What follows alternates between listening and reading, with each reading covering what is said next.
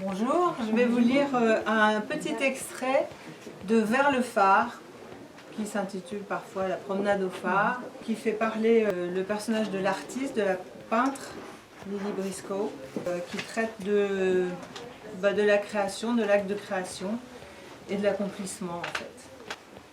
Où commencer? Voilà la question. À quel endroit poser la première touche? Tout ce qui en théorie semblait simple devenait immédiatement complexe en pratique. Malgré tout, il fallait courir le risque, poser la première touche. Éprouvant la sensation curieuse d'être poussée en avant et en même temps contrainte de se retenir, elle donna son premier coup de pinceau, rapide et décidé. Le pinceau descendit. Il frissonna, brun sur la toile blanche. Il laissa une traînée de couleurs. Elle répéta son geste, une fois, deux fois. Et de courtes pauses en touches frémissantes, elle attrapa un rythme dansant. Comme si les pauses correspondaient à un temps, les coups de pinceau à un autre, et que tous participaient d'un même mouvement. Et ainsi légère et vive en ses pauses, en ses gestes, elle parsema sa toile de gros traits bruns et nerveux, qui sitôt posés, elle eut le sentiment d'une masse surgissant du néant, enfermèrent un espace.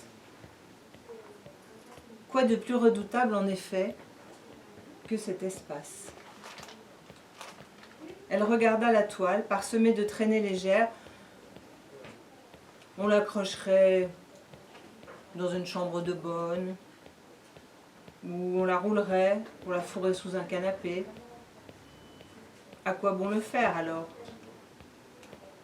Et elle entendit une voix dire qu'elle était incapable de peindre, dire qu'elle était incapable de créer,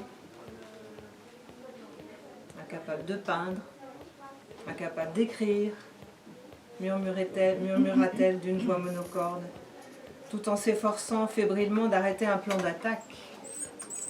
Car cette masse, encore indistincte, se dressait devant elle, prenait du relief.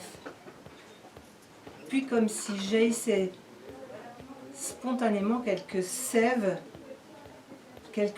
nécessaires à l'épanouissement de ses facultés, elle se mit sans grande assurance à tremper le bout de son pinceau dans les bleus, les terres de sienne, à le poser çà et là. Mais il s'était alourdi et évoluait plus lentement, comme soumis au rythme imposé par ce qu'elle voyait.